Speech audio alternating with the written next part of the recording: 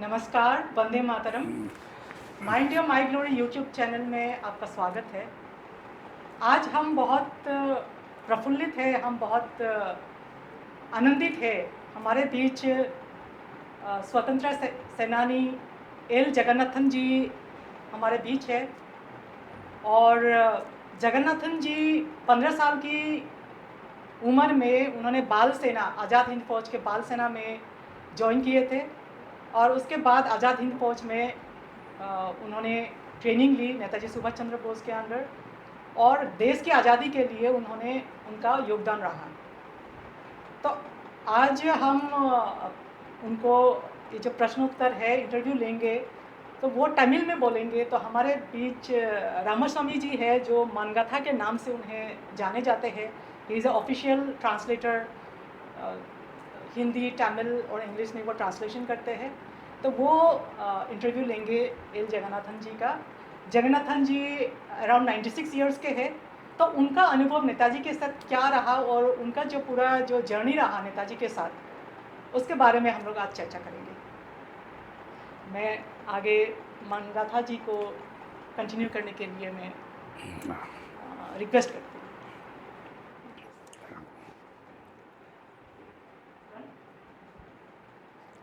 नमस्कार। आज हम श्री एल जगन्नाथन जी से कुछ उनके अनुभव आईएनए में जहां वो करते थे, क्या करते थे, उनके अनुभव नेताजी के साथ कैसा रहा, इसके बारे में हम सवालात के बीच में जानेंगे और उसके प्रश्नोत्तर के जरिए हम उनके अनुभव को साझा करेंगे। आइए हम उनसे पूछते हैं। मैं तमिल में पूछूंगा, वो तमिल में बताएंगे, फिर मैं हिंदी में अनुवाद करके हिंदी में बता दूंगा। आइए हम उनसे पूछते हैं जगन्नाथ जी से। ஐயா வணக்கம் ஐயா. வணக்கம் ஐயா. உங்க பேரு, முழு பேர் என்னங்க ஐயா? ஜெகநாதன் ஜெகநாதன். உங்க அப்பா பேருங்கய்யா? லாலசாமி. லாலசாமி. நீங்க எந்த ஊர்ல பிறந்தீங்கய்யா? நான் பர்மாவிலே பிறந்தேன். உங்க அப்பா எங்க பிறந்தாருய்யா? எங்க அப்பா பர்மா, சரி. உங்க எங்க தாத்தா? தாத்தா இந்தியா. நல்லதுய்யா. நீங்க அங்க பிறந்த பிறகு அங்க ஸ்கூலிங் எல்லாம் அங்க பள்ளிக்கூடங்கள்ல எங்க படிச்சீங்கய்யா? பள்ளிக்கூடம் ஆசாத் இந்து லீக்னு பார்ப்பாங்க, ஸ்கூல் ஆரம்பிச்சிருந்தாங்க நேதாஜி ஃபவுண்டேஷன்லேருந்து. அந்த ஸ்கூலில் நாங்கள் படித்தோம். அப்புறம் 40ல் யுத்த காலம் இதாகிடுச்சு. நல்லதுயா. அதில் ரொம்ப சிரமப்பட்டு. நல்லதுயா. उनका कहना है वो, इनका नाम जगन्नाथन जी है और इनके फादर भी रंगून उसमें बर्मा में पैदा हुए थे। ये भी बर्मा में पैदा हुए थे। स्कूलिंग भी वहीं पर किया है। आज़ाद लीग का एक स्कूलिंग था, उसमें शिक्षा लिया है। उसके बाद शिक्षा में पढ़ते पढ़ते ये आज़ाद लीग में बाल सेना में ज्वाइन करने के बाद लीग के लिए ट्रेनिंग के लिए गए थे, इनका कहना है। ஐயா, உங்களுக்கு நேதாஜி சுபாஷ் சந்திர போஸோட அனுபவம், நீங்கள் அவர் நேர பார்த்த அனுபவத்தை கொஞ்சம் எங்களோட பகிர்ந்துக்க முடியுமா ஐயா? அதாவது அவர் ஒரு தடவை மீட்டிங் வச்சுருந்தார். அந்த மீட்டிங்க்கு பர்மாவில் வந்து காரு இதெல்லாம் இல்லை, ஜனங்கள்லாம் மாட்டு வண்டியில் தான் கொண்டு போவோம், ஏற்றிட்டு போவோம். ஜனங்கள்லாம் மாட்டு வண்டியில் தான் கூட்டிகிட்டு போவோம். இண்டமியா பார்க்குன்னு சொல்லி ஒரு இடம், அந்த இடத்துக்கு எல்லாம் ஜனங்கள்லாம் கூட்டிகிட்டு போய் நேதாஜி வந்திருந்தார். அவர் ஸ்பீச்சை ஆரம்பித்தார். 11 மணி அவர் ஸ்பீச்சை ஆரம்பித்து பேசுகிறாரு. கரிம்கனி பக்கத்துலேருந்து தமிழில் டிரான்ஸ்லேட் பண்ணுறாரு. அவர் இங்கிலீஷில் பேசுகிற பூரா டிரான்ஸ்லேட் பண்ணுறாரு. அந்த நேரம் குண்டு பிரிட்டிஷ் பிளெயின் வந்து பாம்பு இதுன்றான், ஊன்னு தப்பாங்கிறான், இது ஆவாஸ் அங்கே விடுறான். ஒரு நேதாஜி அப்படின்னு இப்படி நிற்கிறார், இப்படி நிற்கிறாரு. கொஞ்சம் கூட செய்யலை, ஒரு ஜனம் எந்திரிச்சு போகலை, அப்படியே உட்காந்துட்டாங்க. எனக்கு அப்போ ரத்தம் அப்படியே சுண்டிடுச்சு. इनका कहना है कि युद्ध के समय में नेताजी जो भाषण देते थे, उस टाइम पे चारों तरफ से बम होता था, बम बरसाता था, पर नेताजी 1 मिनट के लिए, 1 सेकंड के लिए भी इधर उधर नहीं होते, ध्यान देते थे ना, उसके ऊपर ध्यान देते थे और अपने सावधान में रह करके भाषण जारी रखा था। और उनके वो जोश देख करके ये लोग जितने भी सेनाएं थे सब वहीं पर खड़े रहते थे और कहीं भी हिलते नहीं थे।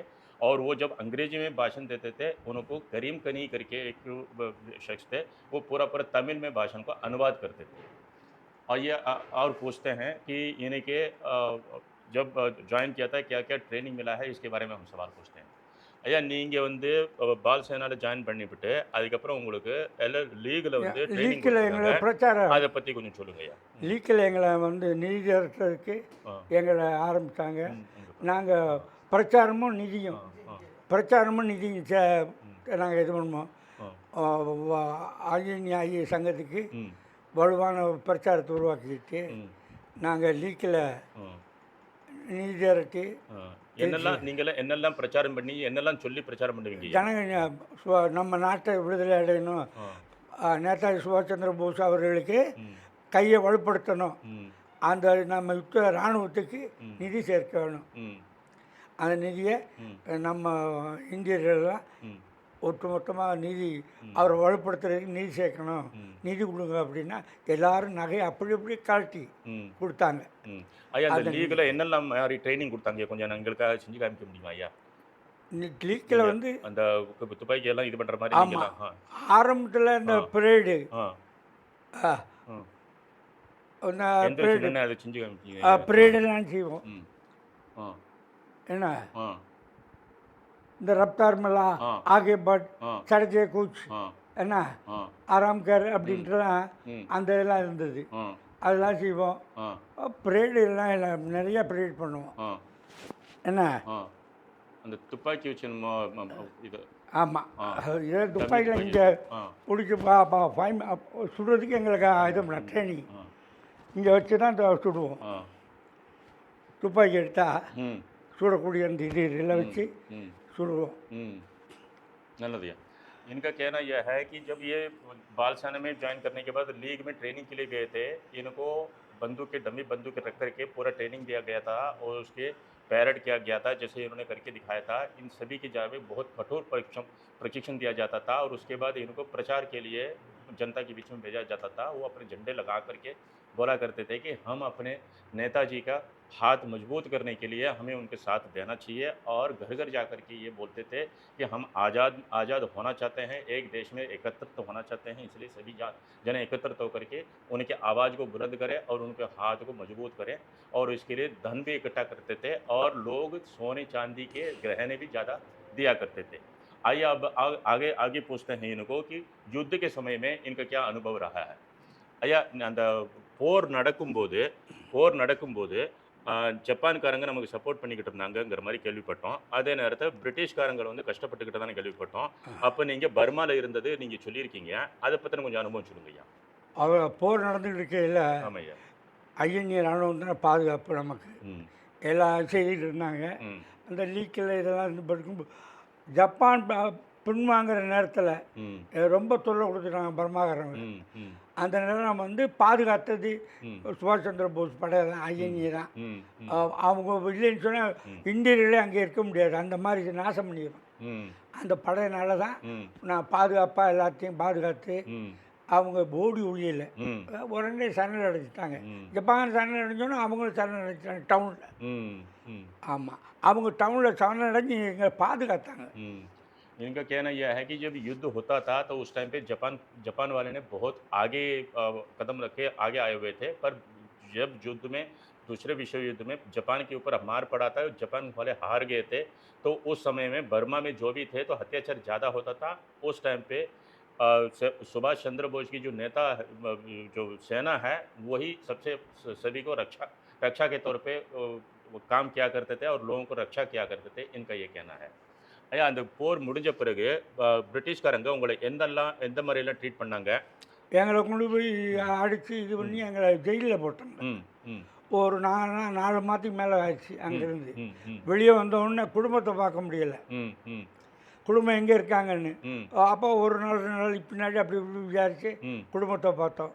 அந்த மாதிரிலாம் கஷ்டப்பட்டோம். सो ये युद्ध करने की युद्ध पूरा होने के बाद जब ब्रिटिश वालों ने इन लोगों को ढूंढ करके कैंप में बंद कर दिया था, जेल में डाल दिया था, 3-4 महीने तक जेल में रखा था, उसके बाद इनको आज़ाद किया था। उस टाइम पे परिवार इधर उधर तितर बितर हो गया था। उसके बाद बड़े कठिनाई की सामना करते हुए अपने परिवार वालों को ढूंढ बांध करके बाहर निकले थे और ऐसे जैसे कि प्रयास करके अपने परिवार के साथ जुड़े थे और 1970 में ये चेन्नई आ गए थे, चेन्नई पहुँच गए थे। ஐயா இப்போ நீங்க உங்களோட அனுபவத்தை சொல்லும்போது இப்போ இருக்கிற ஜென்ரேஷனுக்கு நீங்க சொல்றதுனால வரக்கூடிய ஒரு அனுபவம் கிடைக்குதுயா. நீங்க இப்போ வர்ற ஜென்ரேஷனுக்கு என்னையா சொல்ல விரும்புறீங்க? சுபாஷ் சந்திர போஸ் அவர் எங்களையெல்லாம் வழி நடத்தி என்னன்னா அவர் செய்தார். ஜப்பான்காரன் உள்ள நுழையக்கூட நான் என் படம் தான் உள்ளே போகணும் அப்படின்ற உறுதியோடு போர் தொடுத்தார்.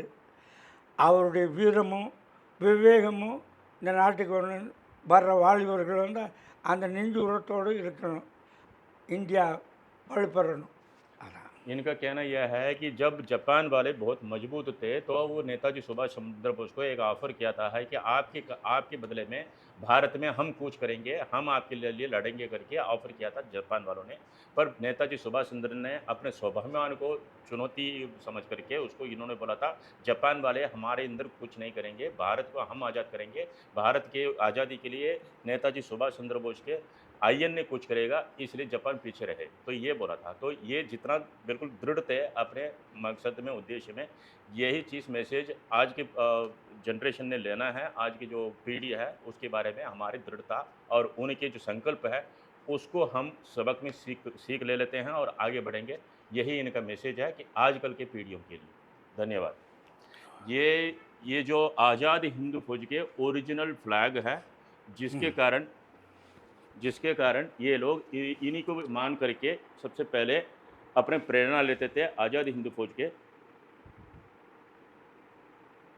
நீங்கள் இதை பற்றி கொஞ்சம் சொல்லுங்க ஐயா. ஆமாம், இந்த இது அவர் வீரத்துக்காண்டி போட்டிருந்த இந்த கொடி சக்கரம் இது ராட்டினம் இருந்தது, அதை எடுத்து இந்த புளியை போட்டு அப்போ ஒரு உணர்வு எல்லாருக்கும் இந்தியர்களுக்கெல்லாம் அதுக்காக இதை போட்டு. तो इनका ये कहना है पहले हम इसी झंडे में, ध्वज में हम पहले चक्र लगाया करते थे। सुभाष चंद्र बोस जी ने, नेताजी ने इसको निकाल करके अपनी वीरता को, प्रताप को दिखाने के लिए प्रत्येक ये भाग को हमने वहाँ पर चिन्हित किया है करके बोला है। धन्यवाद।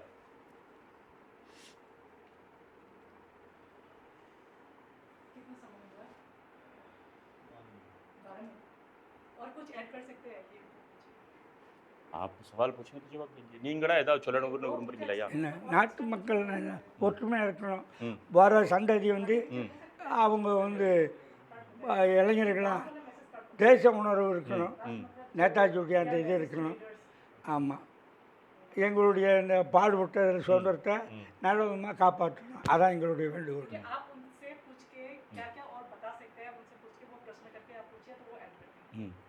இதை தவிர வேறு எதுவும் உங்களோட அனுபவத்தை நீங்கள் பகிர்ந்துக்கணும்னு நினைக்கிறீங்களா? அந்த மாதிரி ஏதாவது சரி அப்படின்னு என்னது இதான் இளைஞர்களுக்கு சொல்கிறது.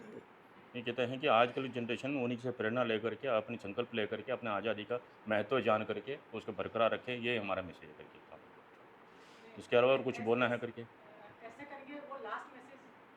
चलो वो इस कंटिन्यूटी में एक और करेंगे जैसे आज की स्थिति है, परिस्थिति जो हाँ हाँ हाँ हाँ बहुत सारा कास्ट पॉलिटिक्स है, डिवीजन है और इवन राइट्स वगैरह होते रहते हैं। उसके बारे में बहुत इमोशन हो जाएंगे। गाड़ी में बात कर रहे थे, इमोशन हो गए थे। ये क्या सर्वनाश करके रखा हुआ है कि खून खोल जाता है इनको। तो ऐसे इन जनरल आप कहते हैं आज की जो भारत की परिस्थिति है। हाँ नहीं, वही तिल्ली लगाने वाली बात हो जाएगी। हमने बात करते करते तेज हो गए। हाँ, ये बिल्कुल इस परिस्थिति के लिए बिल्कुल नहीं चाहते थे। ये बिल्कुल तंग हो गए कि आज की परिस्थिति, आज की राजनीति के ऊपर इमोशन हो जाते हैं। तो नहीं, इन्हें 10-12 मिनट हो गया ना, इनके 10-12 मिनट साहब भी साहिया वणकम வாங்க, उनका भी 10-15 मिनट हो जाएगा ना इनको मिला करके। அவர் சொல்லிடுவா மாப்பிள்ளை ஜெயன். उनका तो हमने ले लिया था। हाँ हाँ, हेलो।